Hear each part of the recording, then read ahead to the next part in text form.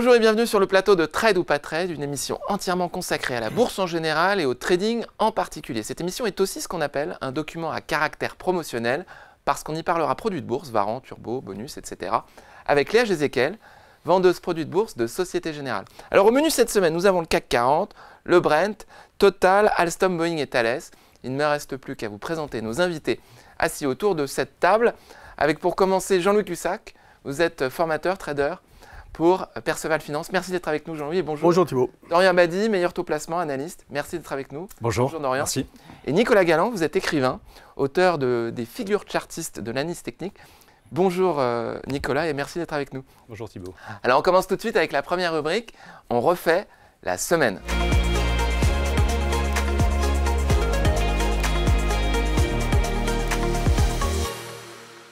On refait la semaine avec Jean-Louis. Pour commencer, vous allez nous parler du CAC 40. Un petit point sur le CAC 40. Qu'est-ce qui se passe? Alors déjà, première chose, c'est la période des dividendes. Donc ne soyez pas surpris de voir mathématiquement, on va dire, le CAC 40 baisser au fur et à mesure que les dividendes sont distribués. Combien de points à peu près alors, sur la période de dividendes? Je n'ai pas fait le total. 3,5%, quelque chose. Voilà, à peu près. J'ai vu qu'il y avait environ 100 points, pratiquement 100 points sur le mois d'avril.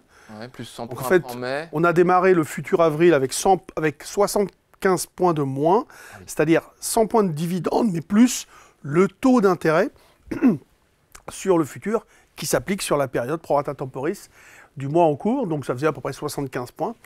Et là, on a déjà eu des dividendes distribués, Stellantis, LVMH, Vinci, hier notamment.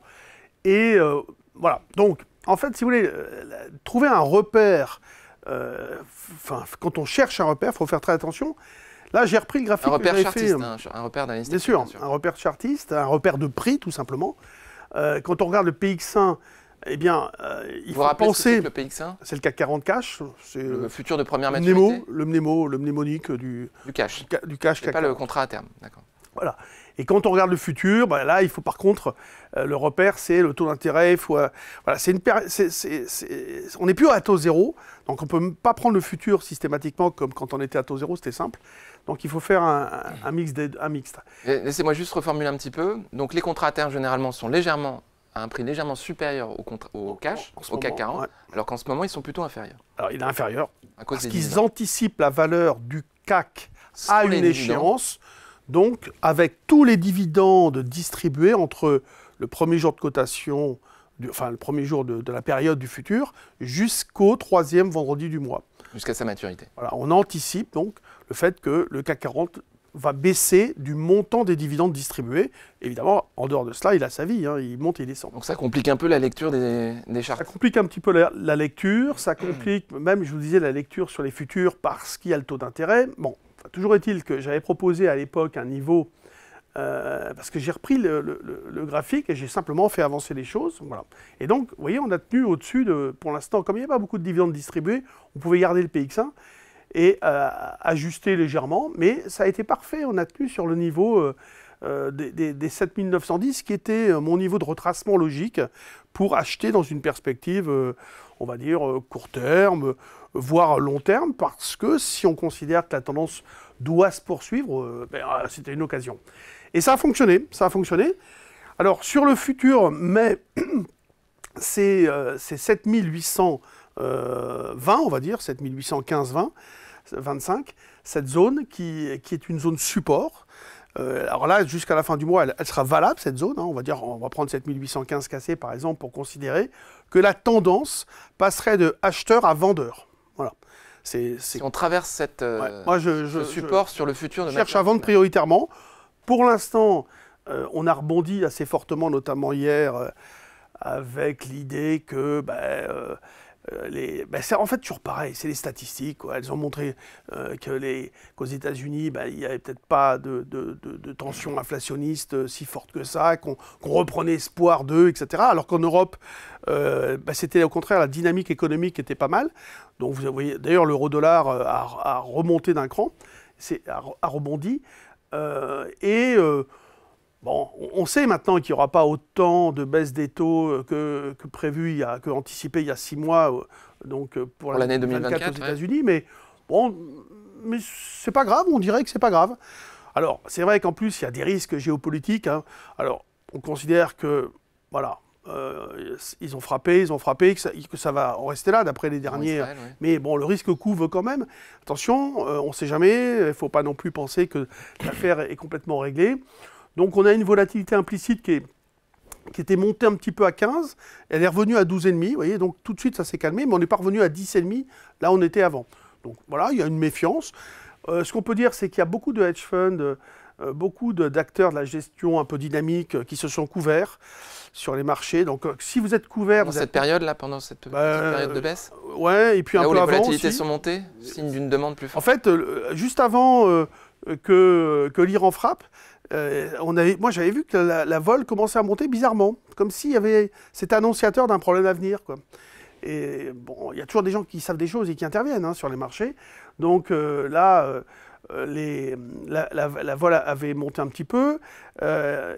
Et donc ces acteurs de la gestion, dynamiques ou moins dynamiques, mais qui se sont couverts, ce sont automatiquement des gens qui seront moins vendeurs potentiels, puisqu'ils se sont couverts. Maintenant, ils se sont couverts, en règle générale, c'est ce qu'on a pu observer, sur des strikes éloignés. C'est-à-dire qu'en fait, ils se sont dit... le risque, c'est un risque géopolitique potentiellement dévastateur. On ne sait jamais hein, la situation, comment elle peut évoluer. Donc ils se sont dit, soit ça ne baissera pas beaucoup parce qu'il ne se passera rien, comme en ce moment. On va dire qu'entre guillemets, il ne se passe rien, à savoir, il n'y a pas de dégradation supplémentaire à celle qu'on a connue depuis maintenant des mois, en fait, hein, où il n'y a rien. Soit il se passe quelque chose de grave, et là, à ce moment-là, il faudra être couvert. Donc, ils ont en général acheté des strikes très éloignés. Donc, des prix d'exercice très très loin pour se couvrir sur des mouvements très très forts. Exactement. Pas des petits mouvements. Exactement. Voilà. Donc, on est pour l'instant. Je pense qu'il ne faut pas trop rêver que le marché ne peut pas repartir comme ça à la hausse. Même si beaucoup d'analystes considèrent que qu'est-ce qui va se passer dans les mois à venir, la reprise économique va vraiment avoir lieu dans la zone euro. Donc l'idée c'est qu'il faut acheter parce que ça va monter, les perspectives sont bonnes, les taux vont baisser. Parce que c'est vrai qu'en Europe, on est à peu près certain que les taux vont baisser. Là où il y a plutôt des doutes aux États-Unis sur les délais, le nombre de baisses, etc. Vous voyez, donc l'Europe pourrait en profiter, etc. Donc des marchés comme des indices comme l'Eurostoxx, évidemment le CAC 40, le DAX, pourraient surpondérer, et donc pourraient surperformer. C'est difficile. Moi, si vous voulez, le moteur vraiment de ce marché qui était les taux peuvent en effet continuer à avoir un rôle de moteur.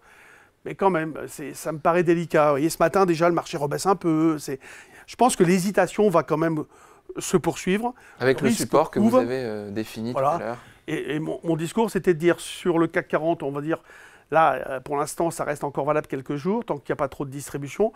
Mais pensez au futur mai, vous regardez 7820 en gros, et si on passe sous ce niveau, bon, ben là, il y a peut-être un changement de tendance.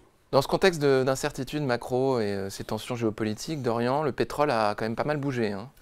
Il a bougé, il a surtout baissé ces derniers jours. Ça n'est pas forcément intuitif, puisque historiquement, dès qu'il y a des tensions, dès qu'il y a un risque accru au Moyen-Orient, on a plutôt un rebond des cours de l'or noir. Alors effectivement, Jean-Louis en parlait à l'instant, c'est vrai que les marchés ont fait le pari d'une désescalade, on l'a ressenti avec les deux dernières attaques réciproques Iran-Israël, dans la mesure où elles étaient relativement attendues et surtout elles ont été relativement limitées. C'est un propos extrêmement précaire, fragile, qu'il va falloir confirmer dans les prochaines semaines. Mais on le voit sur le graphique, en l'espace de 4-5 séances, on est passé sur le Brent, donc le pétrole de la mer du Nord en Europe, d'un baril légèrement supérieur aux $90 à 86. D'un point de vue graphique, technique, en fait, on revient sur les bornes basses d'un canal haussier, assez intéressant. Alors, si on devait faire une petite parenthèse très technique, très trading, il y a certainement une opportunité à saisir de l'ordre de 4 à 5% de hausse entre 86 et un peu en dessous des 90. Du bas du canal vers le haut du canal. Exactement, revenir simplement sur les récents niveaux, en sachant que la plupart des bureaux d'analyse et des grandes banques continuent de situer le Brent pour 2024 c'est assez variable comme fourchette, mais entre 80 et 100 $. Donc on est plutôt sur les bornes basses, voire médianes en ce moment. Il y a du potentiel. Il y a quand même quelques bonnes nouvelles, si je puis dire, c'est que pour le moment, l'offre n'a pas été impactée au Moyen-Orient. Il faut rappeler qu'Israël n'est pas un producteur de pétrole. L'Iran, bien sûr, l'est, quoique ça n'est pas un si gros producteur que cela, notamment du fait des sanctions occidentales. L'Arabie saoudite, en parallèle, a d'énormes capacités de production supplémentaires pour compenser si jamais il devait y avoir un problème sur l'offre au niveau de l'Iran. C'est la première chose. Et puis c'est vrai que de plus en plus, et ça non plus, c'est pas très intuitif, mais depuis 3-4 ans, l'épicentre énergétique mondial en termes de production, ce sont les États-Unis. C'est le pays qui produit le plus de pétrole, en exporte le plus grâce au pétrole de schiste, au niveau actuel, mais même historique. Enfin, c'est assez hallucinant. Donc il y a des possibilités pour produire ce qui pourrait manquer en termes d'offres si jamais il devait y avoir un pépin. Pépin d'ailleurs également au niveau des raffineries russes, puisque ça s'est un peu calmé ces derniers jours à la demande des États-Unis, mais on en parlait sur votre plateau il y a quelque temps. L'Ukraine avait paralysé de l'ordre de 7 à 10% de la production russe via des attaques de drones. C'est assez paradoxal parce qu'on a d'un côté des membres de l'OPEC qui veulent réduire leur capacité de production, et là vous nous dites que l'Arabie saoudite pourrait voler au secours d'un éventuel manque d'offres. C'est toujours cette complexité du marché du pétrole où il y a les enjeux un peu contradictoires parfois. C'est très complexe, d'autant que l'OPEP+ ne se comporte pas en tant qu'un seul homme. Il y a beaucoup de divergences. En réalité, quand on parle des baisses de production au niveau de l'OPEP, il n'y a que l'Arabie saoudite qui joue le jeu, concrètement. Ah oui. Les autres pays Ils veulent augmenter leur part de marché.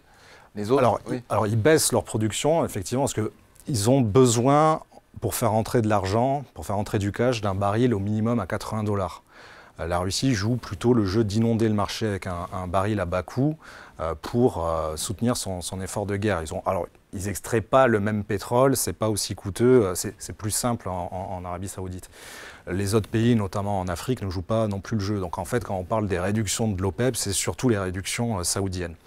Donc voilà, c'est vraiment un billard à 3 bandes, d'autant que c'est un sujet absolument crucial, notamment pour les porteurs actions, dans le sens où le nerf de la guerre, le cœur nucléaire de la bourse, c'est l'inflation. Donc si on devait avoir vraiment un dérapage, c'est un peu excessif, mais certains le voient au-delà de 100 $ le baril dans les prochaines semaines, ça jouerait naturellement sur l'inflation à la hausse. On voit que même si elle se tasse très fortement ces derniers mois des deux côtés de l'Atlantique, on peine un petit peu en ce moment. On reste autour des 2,5% en zone euro, 3% plutôt aux États-Unis, avec cet objectif très arbitraire qui n'a pas beaucoup de résonance dans les fondamentaux économiques. Les objectifs à 2% de la BCE et de la Fed, c'est extrêmement arbitraire, mais bon.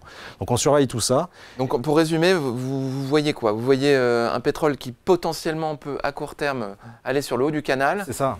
Et à moyen terme, rester dans la borne un peu. Oui, alors même sur le moyen long terme, alors c'est vrai que là aussi ça joue beaucoup avec ces perspectives de baisse de taux, mais à court terme, oui, il y a certainement quelque chose à faire parce qu'on revient sur des niveaux qu'on a bien connus ces derniers jours. Il s'agit vraiment d'amplifier la chose avec un effet de levier, un turbo call, mais on est sur du 5%. Ça reste limité, mais effectivement, il y a des points d'achat assez intéressants en ce moment sur les 86 $. Oui. Ok. Jean-Louis, vous voulez rajouter quelque chose sur le pétrole En fait, il y a quand même plusieurs facteurs qui plaident pour un rebond, c'est vrai. Il y a la reprise économique en Europe, potentielle. Et puis là, moi je n'ai pas trop suivi, mais j'ai vu que les États-Unis étaient en train de créer de nouvelles sanctions, de lancer de nouvelles sanctions sur le pétrole iranien. Ça devait passer devant le Sénat maintenant, parce que, et je ne sais pas, c'était avant-hier où j'ai vu ça, et je ne sais pas si ça a été voté ou pas, mais ça c'est aussi de nature. L'Iran est déjà sous sanctions assez fortes. Encore. Alors effectivement, l'Europe et les États-Unis ont encore un peu renforcé. De l'autre côté, on a lâché un peu de lait sur le Venezuela. Oui. Pour commencer un petit peu. Ouais. Et au-delà de ça, alors il y a quelque chose moi, que je surveille, c'est que la Chine ne redémarre pas sur son marché domestique et veut inonder le monde avec sa production à bas coût. Et ça va demander pas mal d'énergie aussi pour faire tourner les usines. Donc là aussi, il y a un levier sur la demande pour les prochains mois qui pourrait être intéressant. Qui viendrait de la Chine. Donc haussier pour le pétrole. Ouais, voilà. Nicolas, indirectement, vous êtes intéressé à Total, qui est quand même très très fortement corrélé de ce qu'on vient de raconter. Total a profité donc, de la hausse du prix du pétrole ces derniers mois.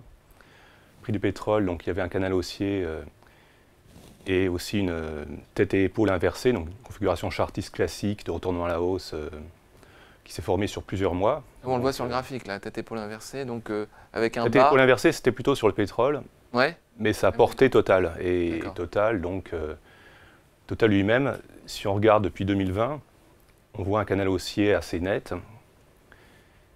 Et il y avait une zone donc, qui était à 60-30 euros, 60-90 euros, qui avait fait office d'obstacle horizontal il y a quelques mois. Vous parlez en début d'année, c'est ça? Oui. Non, il y a quelques trimestres. Et Quelques puis, trimestres. cette Je zone... ne vois pas l'échelle du graphique, mais on est sur... le début des graphiques, c'est 2023, c'est le 20 octobre 2023, et la fin, c'est le 9 avril. D'accord, on est sur 2 trimestres. Pardon. Non, pour l'instant, je parle de la tendance de fond qui est Oui, haussière d'accord. sur Total. L'obstacle horizontal à 60-30, 60-90 a été débordé si bien qu'il a servi de support horizontal. Justement, là, on peut le voir à l'automne dernier. Et ensuite, donc, il était enfoncé. Et du coup, là, au premier trimestre, il a fait office à nouveau d'obstacle horizontal. Et quand cet obstacle horizontal a été débordé, on a eu un signal d'achat. Ce qui nous a emmené en haut de ce canal que vous représentez graphiquement, avec un haut à 64,20. Et là, on a de nouveau dépassé cet obstacle, hein, c'est ça? Oui, il y a quelques semaines, on a fait un gap haussier, donc un trou de cotation entre 2 séances. Cette zone à 64,30, 64,80, qui constituait un très fort obstacle horizontal, a été débordée. Donc ça nous porterait en haut du canal haussier long terme, c'est ça? Ou, oui, quel est à moyen votre terme, c'est ce objectif? que je vise, c'est-à-dire Ouais. on peut viser 73 euros actuellement, la borne haute du canal haussier long terme. Et à plus court terme, on a pris appui sur la moyenne mobile à 20 jours, qui est représentée par la courbe orange. À 66,60, c'est ça? Enfin, un petit peu en dessous? D'accord. Oui, c'est ça. Et puis, on peut voir un chandelier japonais donc, qui a fait une longue mèche basse. Donc, Ça s'appelle comment, ça?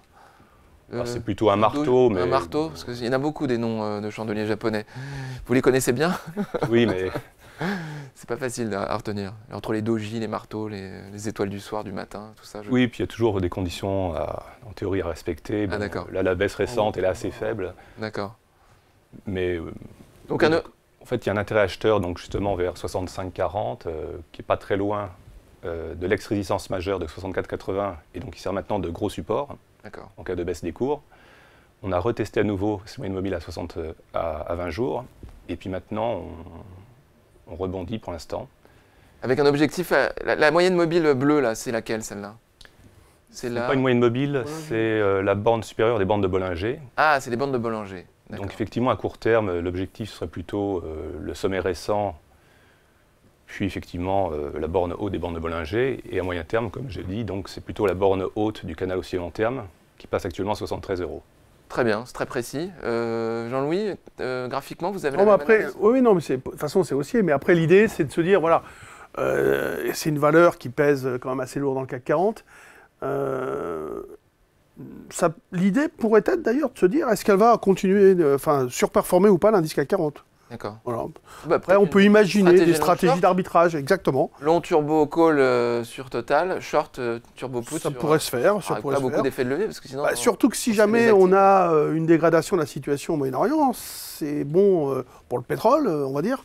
Donc peut-être que Total va en profiter. Mais bon, après, les actions finissent toujours quand même par être impactées quand même par la crise financière globale où on cherche des liquidités et puis on vend ce qui gagne à un moment donné. Hein. Donc, mais bon, au départ, en tout cas, on peut avoir une surperformance en effet de Total par rapport à l'indice européen, par exemple l'Eurostoxx, hein, tout ça. Oui, bien sûr. Récemment, on a... Non, vous vouliez rajouter. Ça tombe bien comme objectif. Moi, j'aime beaucoup les 73 dividendes. euros, évidemment, Et 73 euros? qui n'ont pas encore été atteints, sera un nouveau record historique, parce que récemment, on a rehaussé de notre côté, chez Merto Placement, également notre objectif long terme à 75. Et c'est une valeur incontournable que l'on a en portefeuille défensif, ne serait-ce que pour son exceptionnel dividende trimestriel. Enfin, c'est une valeur Il y a beau dividende. Et incontournable. 73 euros, ça correspond finalement au point haut de votre canal haussier long terme, qu'on ne voit pas sur le graphique. Oui, mais c'est ça, oui. c'est ça, à peu près. Merci beaucoup, Nicolas, pour cette analyse. On va passer maintenant à la rubrique Le Zoom Sur. Le Zoom Sur avec Léa Jézéquel, vendeuse produits de bourse, Société Générale.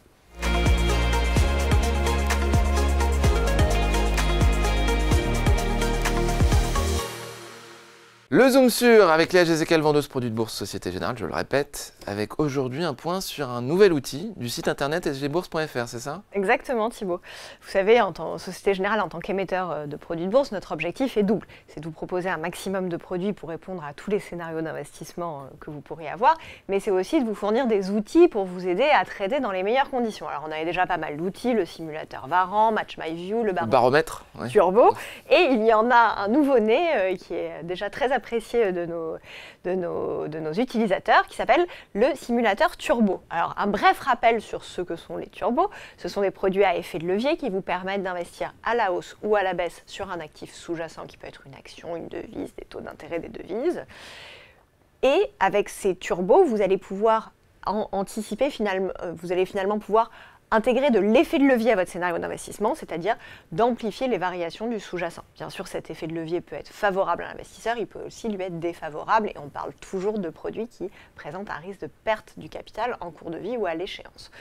Donc ces produits, ils ont toute une partie, parce qu'en fait, il y a plusieurs familles de turbos. Il y a les turbos à maturité, les turbos illimités, les turbos baisse, les turbos smart. Et sur certains pans de ces familles, on a des variables qui s'appellent prix d'exercice et barrières désactivantes qui vont bouger dans le temps, notamment en fonction des taux d'intérêt. Puisqu'en fait, un turbo, ça revient à ce que l'émetteur finance une partie de l'investissement de l'investisseur. Et donc, qui dit financement, dit forcément coût de financement en fonction des taux d'intérêt. Et donc, le prix d'exercice va bouger légèrement dans le temps. Exactement. Au rythme de ces taux d'intérêt. Tout à fait. Et sur les turbos illimités, comme il n'y a pas de date de maturité, on ne sait pas combien de temps potentiellement l'investisseur peut rester dans le produit. Ça peut être quelques mois, quelques années. Donc, on a besoin de faire varier ces caractéristiques au fil du temps. Et donc, un des gros avantages du turbo, c'est qu'ils sont extrêmement simples. Il est extrêmement simple pour l'investisseur de calculer la valeur intrinsèque du turbo. Ça revient finalement à faire la différence en valeur absolue entre le cours du sous-jacent et le strike ajusté de la parité. Sauf que comme ce strike bouge dans le cas des turbos illimités, le calcul devient un peu plus complexe. Oui, si on le garde un mois ou deux, ça peut être... Exactement. Il n'est pas forcément très aisé d'anticiper à combien sera le strike dans un mois ou dans un an. C'est pour ça que le simulateur turbo fait sens et est très apprécié sur ces catégories de produits qui n'ont pas de date de maturité, puisqu'en fait, vous voyez à l'écran, on va renseigner bien sûr le cours du sous-jacent qu'on anticipe, le nombre de turbos qu'on possède pour que ça vous calcule carrément la valorisation globale de votre portefeuille. Mais surtout, on propose 3 horizons d'investissement différents pour pouvoir aller se rendre compte de manière tout à fait pratique de l'impact que les taux d'intérêt vont avoir sur le strike et la barrière de notre turbo. Donc vous voyez dans cet exemple, par exemple, moi je me suis dit tiens, à mon avis le cours du sous-jacent va être à 8200 points, on est sur le CAC 40, au moment où je l'ai fait le CAC valait 8059 points, je possède 10 turbos 8N33S et je vais faire ma simulation à horizon 7 jours. Donc vous voyez, le simulateur, vous avez la colonne initiale et la colonne simulée. Et dans la colonne simulée, vous voyez donc qu'on est sur une augmentation de 1,73% du sous-jacent. Et que le prix d'exercice bouge de 6828 à 6838. Donc là, vous vous rendez clairement compte du nouveau niveau qui va vous permettre de calculer la valeur intrinsèque de votre turbo. Donc cela permet de recalculer le cours du turbo à horizon 7 jours et dans notre simulation de marché, on arrive à 13,63 de cours du turbo, ce qui fait une augmentation de 10,46%. Désolé, Jean-Louis me désaxe.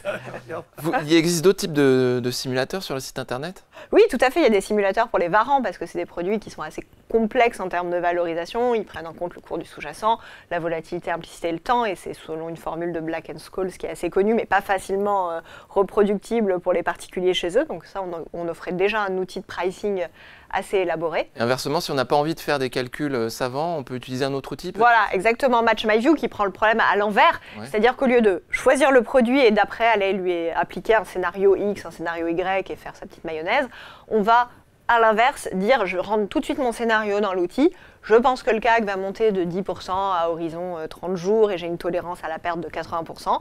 Et le produit scanne, l'outil scanne dans notre gamme les 15 000 produits qu'on possède et va vous ressortir les produits qui sont les plus adaptés à votre scénario d'investissement. MatchMyView. Parfait, merci beaucoup Léa pour ces précisions. On va passer maintenant à la rubrique le coup de cœur des traders.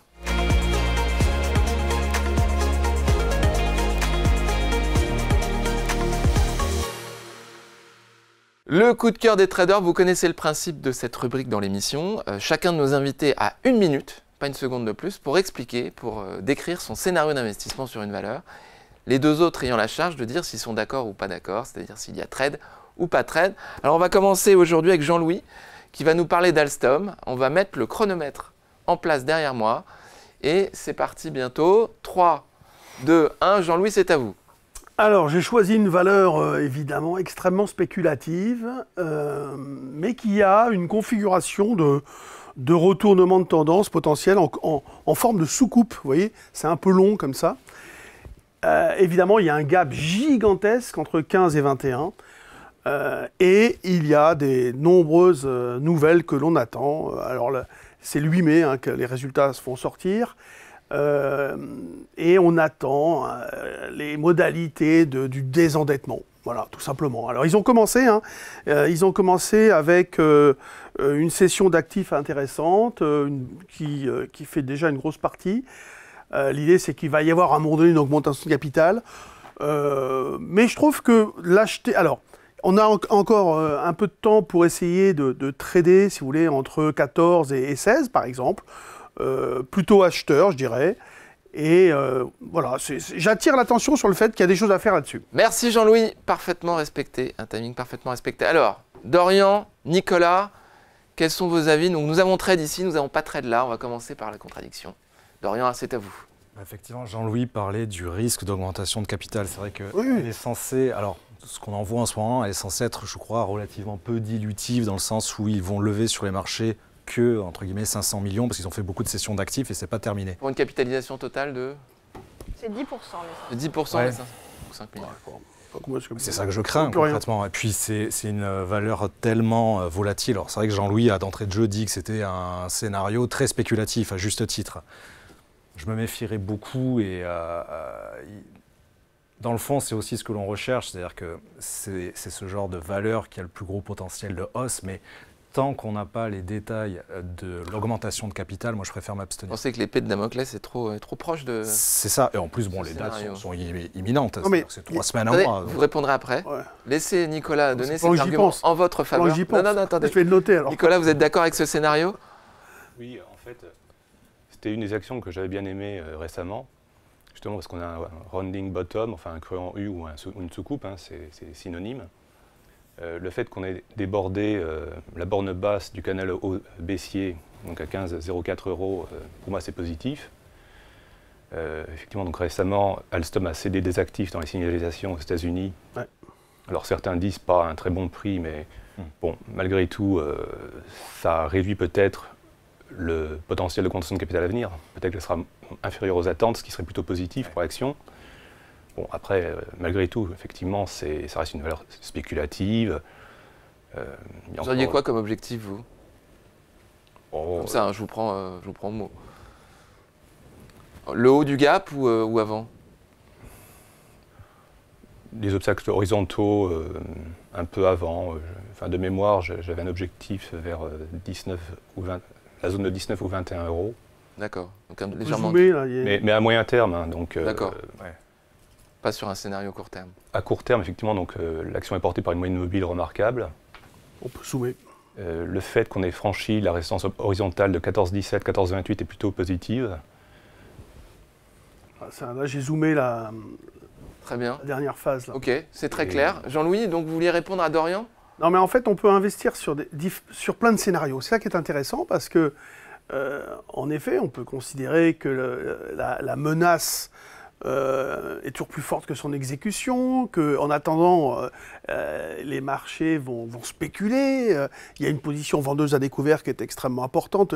Alors, est-ce qu'il y a moyen, par exemple, d'acheter un genre de strangle quelque part, c'est-à-dire le fait que ça puisse toucher une borne, une autre. Il y a peut-être des produits très, très ciblés qui peuvent être travaillés donc, sur Alstom. Et après, voilà, on peut imaginer tout un tas de choses. Comme c'est une valeur qui est amenée à bouger de par ses nouvelles, mais de par les menaces, ça peut être très intéressant de monter des stratégies et donc des scénarios haussiers, baissiers en même temps, parce qu'on sait que ça va bouger, ça c'est certain. On y reviendra sur ce type de scénario, voir comment c'est possible sur les produits de bourse. On va passer maintenant à Dorian. Le coup de cœur de Dorian Abadi, meilleur taux placement. On va mettre le chronomètre en place. Voilà, 3, 2, 1, c'est parti. Dorian, c'est à vous. Sur Boeing, pardon. Sur Boeing, alors une fois n'est pas coutume pour changer un peu, un scénario baissier. Ah, J'hésitais d'ailleurs avec Tesla pour l'anecdote, mais bon, concrètement, Boeing, voilà, vous le savez tous, il y a eu beaucoup de scandales. Peut-être que le plus récent, symboliquement, c'est cette porte d'avion qui s'est arrachée en plein vol. Bon, bref, heureusement, il n'y a pas eu de victimes. Mais simplement, au moment où on enregistre, ce soir, on a les résultats annuels de Boeing. Donc au moment où les gens verront la vidéo, demain ou après-demain, ces résultats seront ce diffusés. soir, peut-être au moment de la publication des résultats. Pardon, je vous laisserai 5 secondes de plus. Alors, concrètement, le marché table sur moins 9,5% du chiffre d'affaires en rythme annuel. Après la dernière vague de scandales, on a déjà eu moins 30% sur le titre. On pense qu'il y a encore un petit peu de potentiel à la baisse. Évidemment, on attendra, de toute façon les gens le verront après, on attendra les résultats pour rentrer. Et très concrètement, en fait, ce sont les 161 $ qui m'intéressent, un potentiel de 5% de gain, amplifié avec l'effet de levier d'un turbo put, pour changer. Et si vraiment c'est très mauvais, 150 $. Merci beaucoup Dorian. Alors, Nicolas, Jean-Louis. Dites-nous ce que vous pensez de ce scénario d'investissement. Tout le monde est d'accord. Dorian, je vous en prie. Qu'est-ce qui vous plaît dans ce scénario? Pardon, Nicolas. Dorian, c'est vous qui venez de prendre la parole. Nicolas, c'est à vous. Non, c'est vrai, j'apprécie donc le fait qu'on ait enfoncé un support horizontal important, le canal baissier bien dessiné, et les moyennes mobiles orientées à la baisse. Pour vous, c'est limpide. Oui, pour l'instant, c'est du suivi de tendance limpide. Il n'y a pas de... Il n'y a pas de piège.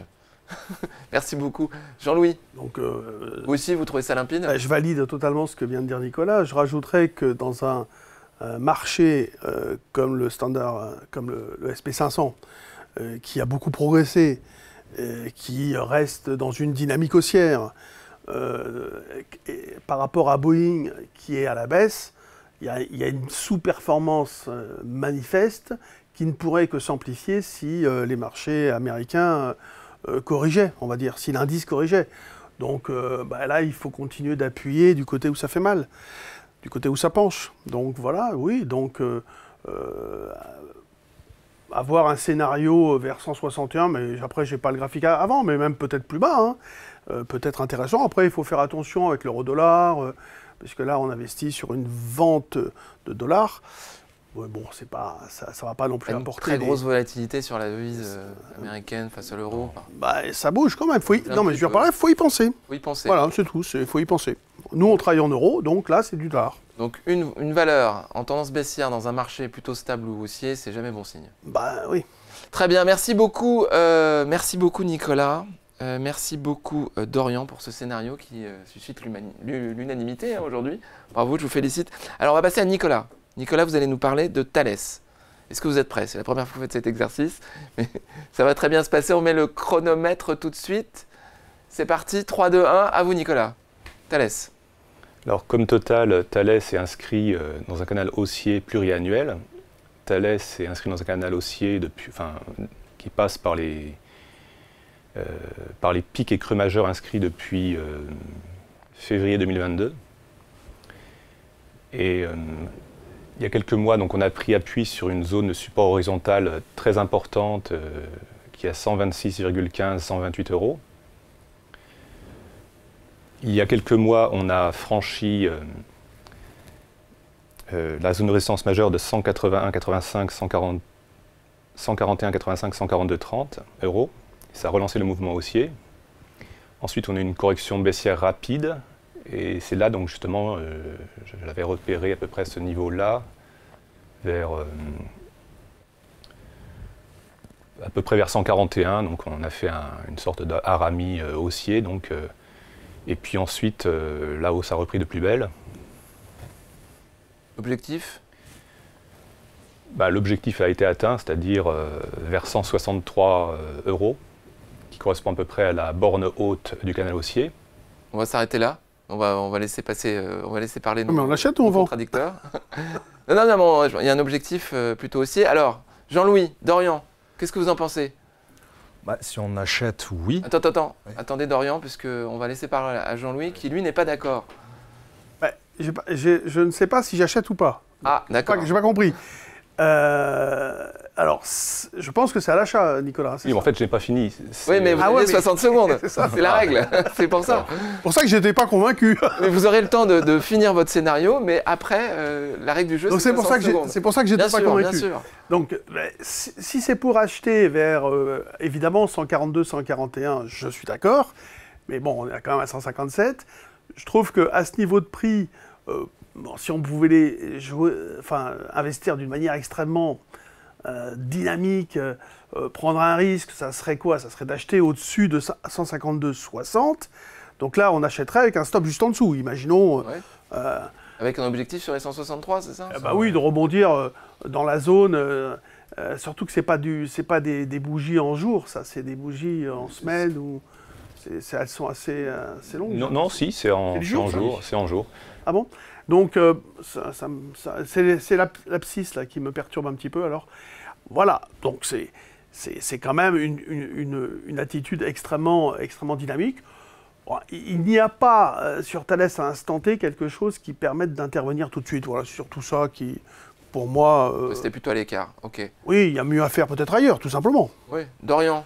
Oui, c'est vrai que le titre est un peu cher actuellement, mais comme le disait Jean-Louis, si on rentre typiquement à 155, le take profit à 163, le stop sous les 150, à court terme, il y a quelque chose à faire. Même à moyen terme, potentiellement, évidemment du fait du contexte géopolitique, mais là, on a vraiment une économie qui risque d'être relancée par les dépenses massives des États dans l'armement. 2023, nouvelle année record en la matière. Les États-Unis injectent 61 milliards dans la défense, principalement leurs propres acteurs. On peut s'attendre à la même chose côté européen. Macron l'a promis. On voulait une relance, certains voulaient une relance par la transition énergétique. Elle se fera visiblement plutôt par le réarmement. Donc des groupes comme Thales, effectivement, sont très bien positionnés sur le moyen long terme pour en profiter, quoi. Une fois n'est pas coutume, j'ai une question à vous poser, Nicolas.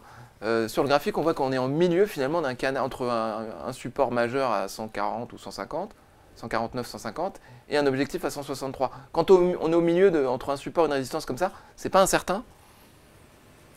Pour moi, en fait, on a pris appui sur la borne basse et borne Bollinger, donc la courbe rose. D'accord. Et qui est non loin donc, de la moyenne mobile exponentielle à 34 jours. Donc ça fait office de support aussi pertinent. Donc je pense qu'on peut rejoindre à court terme les pics récents, qui correspondent aussi à la borne haute du canal haussier long terme, donc ce qui limite un peu à court terme. C'est vrai, je reconnais le potentiel de hausse. Mais d'un autre côté, le stop est assez proche. On peut fixer un stop à court terme, en tout cas sous la zone 150,67, 152,55 euros. D'accord. Donc il est assez proche. Hein. Et puis, 4 euros en dessous, très bien. Et avec l'objectif toujours le même? Oui, à court terme, c'est ça, les pics récents. Et à moyen terme, dès que cet obstacle sera effacé, la tendance pourrait s'accélérer à la hausse. Très bien, très clair. Et en plus, Thales a des vertus défensives. Donc si jamais il devait y avoir une correction... Sans mauvais jeu de mots. Avec un bon jeu de mots. Donc si jamais le CAC 40 devait rechuter, devait finir par rechuter, Thales pourrait être une des valeurs qui pourrait surnager, voire s'apprécier. Refuge, voire s'apprécier. Très clair. Un commentaire final ? Non, mais donc ça valide l'idée du 152,60 à exploiter comme un repère de rebond possible avec le bas de la zone là, et la moyenne mobile. Très bien. On ne voit pas souvent dans les scénarios habituellement, dans trade ou pas trade, l'utilisation des moyennes mobiles comme support technique. Dorian ? Moi, j'aime bien l'utiliser pour confirmer un support ou une résistance déjà tracée manuellement. C'est-à-dire avoir un double, triple point de contact. Ça m'intéresse beaucoup. Merci beaucoup, Nicolas, de nous initier à ces techniques. Vous, je rappelle, vous êtes l'auteur de l'ouvrage « Les figures chartistes de la Nice technique ». Merci beaucoup, Nicolas Galland. On va passer à la rubrique suivante. À vos marques.